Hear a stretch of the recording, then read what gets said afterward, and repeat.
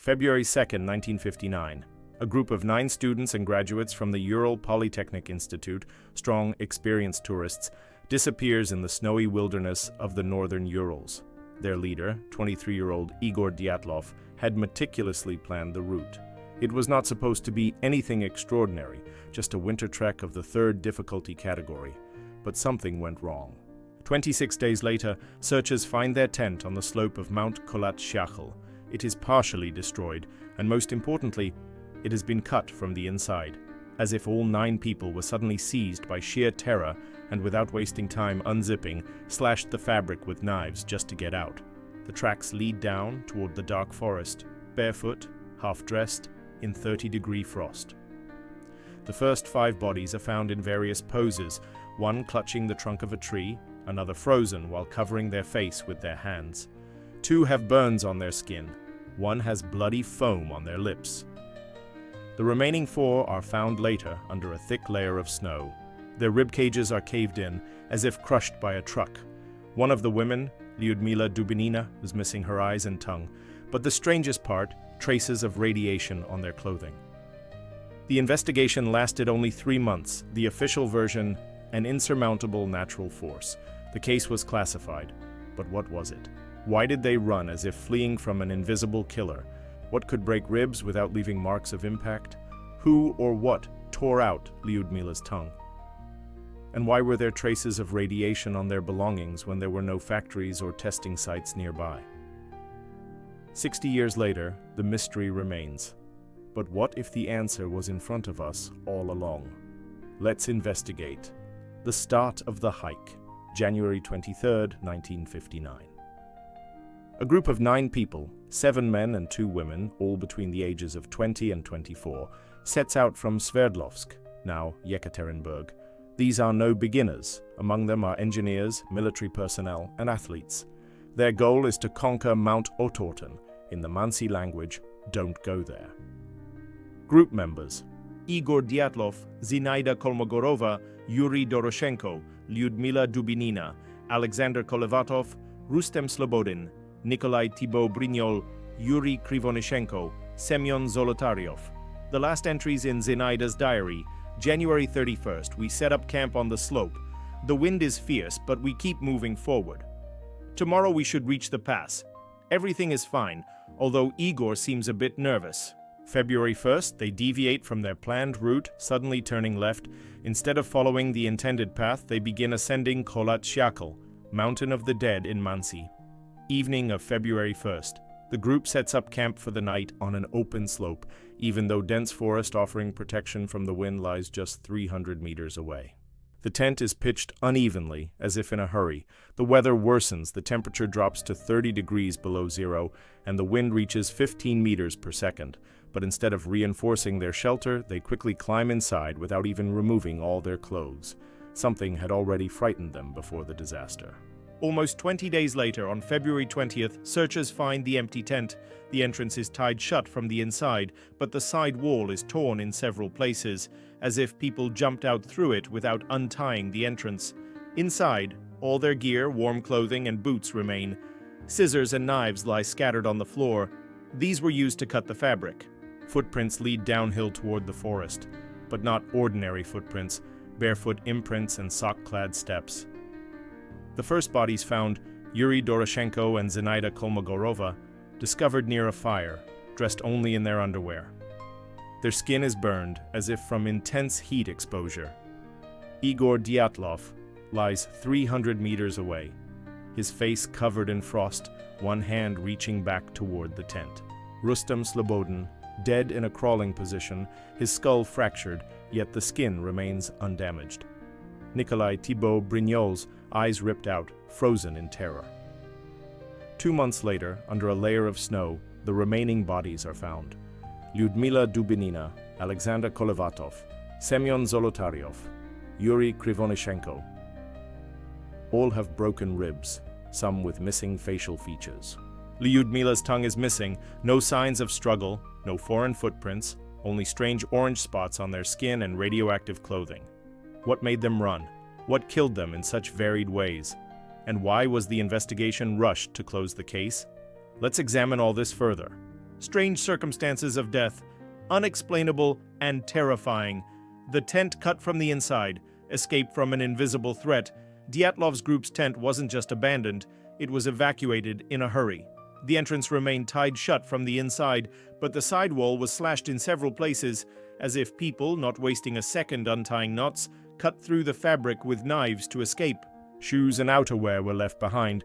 They fled as they were, some in socks, others barefoot.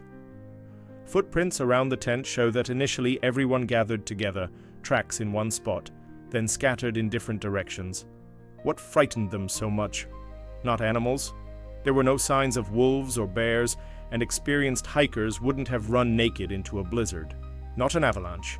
The slope was gentle and there were no signs of snow movement. Not a conflict. All personal belongings were untouched and there were no signs of struggle. They ran from something that couldn't be waited out or endured. Unexplainable injuries. As if they were crushed by something powerful. When the remaining 4 bodies were found 2 months later, even forensic pathologists were shocked. For Lyudmila Dubinina. Her tongue was ripped out by the root, not bitten off or cut, but completely torn out along with muscle tissue.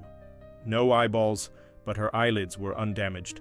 For Semyon Zolotaryov and Alexander Kolovatov, multiple rib fractures, inward, as if crushed by a massive press.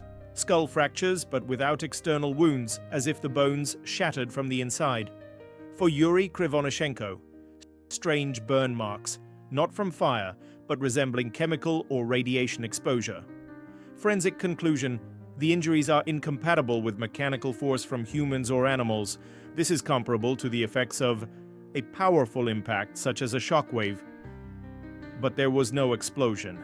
Traces of radiation, the mysterious imprint of the catastrophe. During the examination of the victim's clothing, the following was discovered: elevated levels of radiation on some items, especially on Dubinina's and Krivonishenko's clothes. An orange residue on their skin, similar to what nuclear disaster responders experience. Where did the radiation come from in the remote wilderness? No military testing grounds. The nearest nuclear facility, Chelyabinsk 40, was 300 kilometers away, and no tests were conducted there in 1959. No natural anomalies. The Urals aren't known for uranium deposits in this area. A dirty bomb? But who and why would use it against tourists? The investigation attributed this to possible contamination from lanterns, but the group had ordinary kerosene lamps. Absence of external damage, death without visible cause. The first 5 victims, Dyatlov, Kolmogorova, Doroshenko, Slobodin, Thibaut Brignol, died of hypothermia. But Doroshenko and Kolmogorova had burns on their skin, though there was no open flame nearby. Slobodin had a cracked skull but without bruising. Thibaut Brignol's had his eyes ripped out, but his eyelids were intact. Why didn't they try to return? The fire was built 1.5 kilometers from the tent, meaning they intentionally headed into the forest instead of trying to save themselves. Some were partially clothed, meaning death came quickly before the cold fully overtook them. Conclusion: something made them flee, something killed them in different ways, and something left traces of radiation. Official versions: rational but unconvincing. The avalanche theory. In 2021, Russian authorities officially closed the case, citing a snow slab collapse as the cause. But why does this version raise doubts? The tent was pitched on a slope of only 15 to 20 degrees. An avalanche requires a minimum incline of 30 degrees. There were no signs of snow movement. The tent remained in place and items inside weren't disturbed. The injuries Don T match those caused by avalanches. Broken ribs and torn out tongues can be explained simply by snow pressure. Next version: the snow slab collapse, a refined avalanche theory. Some experts suggest that a small snow slab might have collapsed, frightening the group. But why didn't they return? Even if the tent had been buried, they could have dug it out. Why did some die later? Avalanches kill instantly, not dragging death over hours. Hypothermia plus panic. Initial theory. Investigators theorize that the hikers were frightened by something, fled into the freezing cold, and died of hypothermia. But experienced tourists know that stripping in the cold is a death sentence. Why did some suffer horrific injuries? Cold doesn't break ribs from the inside. Why did tracks lead toward the forest, not back to the tent? Alternative theories, from military secrets to the paranormal. Military testing, the most popular theory. The Dyatlov Pass area bordered secret testing grounds. What if the group became accidental victims of military tests? Infrasound weapons could have caused panic and internal injuries. Missile tests, falling debris might have killed part of the group. Nuclear experiments explains radiation. But why didn't the military remove the bodies? Another version, Mansi attack or escaped prisoners. Local Mansi tribes considered the mountains sacred and might have attacked. But no signs of struggle, no foreign footprints. Why tear out tongues? It seems ritualistic, but the Mansi didn't practice such things. Escaped prisoners? Unlikely. No one would hunt tourists in such weather. Anomalous phenomena. Ball lightning could have burned and scared them, but doesn't explain fractures. UFOs, other tourist diaries that year mentioned strange lights. Infrasound from wind could have caused panic but not injuries. Secret experiments, psychotropic weapons, could have induced hallucinations and panic. Radiation tests. But why on this specific group? Energy experiments. The USSR was indeed studying torsion fields and psychophysical weapons. Which version is closer to the truth? Each theory has weak points, but the military and anomalous ones seem the most convincing. What were the authorities hiding? In 1959, the case was classified. Why? Witnesses reported flying spheres, but their testimonies were ignored. Some documents disappeared. Intentionally? Perhaps the truth lies somewhere in between. New data and renewed investigations. Truth or another lie? In 2019, the Russian Prosecutor General's office reopened the investigation, and in 2021 it announced the conclusion: the cause of death, a snow slab collapse. Arguments from the investigation: computer modeling showed that a wind slab, a snow layer detached under the group's weight, could have formed on the slope. Experiments with mannequins allegedly confirmed that falling snow could cause injuries. New forensic analyses claimed that rib fractures could have resulted from snow pressure. But criticism of the official findings. Why doesn't the avalanche theory add up? The tent wasn't buried in snow. When rescuers found it, the tent was partially destroyed, but not crushed. Items inside were untouched. If an avalanche had occurred, they would have been scattered. Deaths were spread out over time. The first 5 died of hypothermia, the others from injuries. Avalanches kill instantly, not selectively. It doesn't explain radiation and burns. Where did the radioactive traces come from? Snow doesn't emit radiation. Why were some victims burned? Why did the group cut the tent? If the avalanche had already occurred, why run? If it hadn't yet occurred, why flee to certain death in -30 degrees? What does none of the theories explain? Lyudmila Dubinina's torn-out tongue. Neither an avalanche, nor the military, nor the Mansi tear out tongues. This resembles a ritualistic killing or the effect of an unknown force. Missing eyeballs of some victims. Not predators, eyelids were undamaged, no claw marks, not decomposition. The bodies were in the snow, tissues preserved. Orange skin discoloration resembles radiation burns, but such technology didn't exist in the USSR in 1959. Why did the tracks lead into the forest, not toward safety? Experienced hikers should have returned to the tent or sought shelter. Instead, they went deeper into the taiga, as if something led or drove them. Conclusion: the official version is convenient but incomplete. It's beneficial for authorities to close the case, but key mysteries remain: radiation, inhuman injuries, the group's strange behavior before their deaths. Something happened at Dyatlov Pass, something that is still being hidden. Why does the mystery remain unsolved today? Were key pieces of evidence destroyed? From the very beginning, the investigation was conducted strangely. The group's film rolls were partially exposed, accidentally or deliberately. Diaries of Dyatlov and others contain torn-out pages. Medical reports from 1959 have disappeared. Only brief excerpts remain. Radiation analyses were redone in the 1990s. The originals are lost. Someone clearly cleaned up the archives. Who benefited from the disinformation? The Soviet military. If the group died due to secret weapons testing, infrasound, missiles, radiation, admitting it was impossible. In 1959, the USSR was preparing for its space program. Any scandal would have been dangerous. The KGB, the natural force explanation, allowed them to avoid questions. Witnesses of orange spheres in the sky were silenced. Modern authorities closing the case in 2021 stopped new questions. Acknowledging investigative errors would undermine trust in the state. Is it possible to find answers today? Theoretically, yes, but unpublished KGB archives may still exist. Perhaps the truth lies there.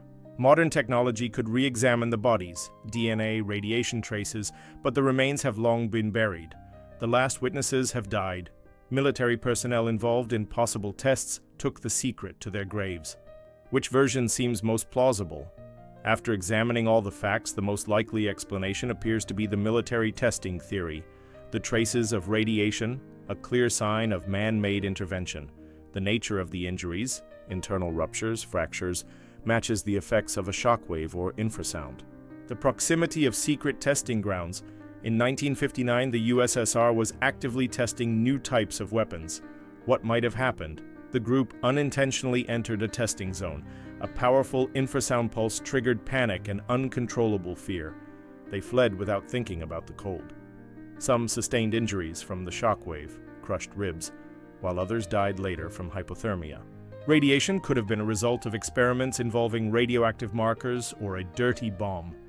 But even this version doesn't explain the torn-out tongues and missing eyes. Why does this story remain one of the most chilling mysteries of the 20th century? Absurd details, half-naked people in freezing temperatures, a slashed tent, inhuman injuries. Inconsistencies in official versions. From avalanche to panic, none fully address all questions. The sense that the truth is being hidden, classified documents, missing evidence. A mystical aura, a mountain named Don't Go There, strange lights in the sky, an intuition that something unexplainable was there. This is not just a tragedy.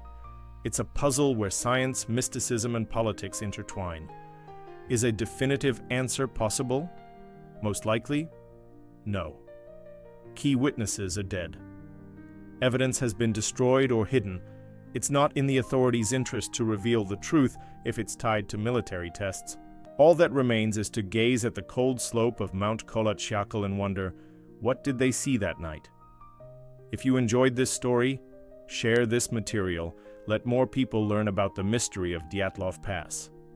Like this post if you believe the truth should still be sought. Subscribe to the channel so you don't miss new investigations into mysterious events.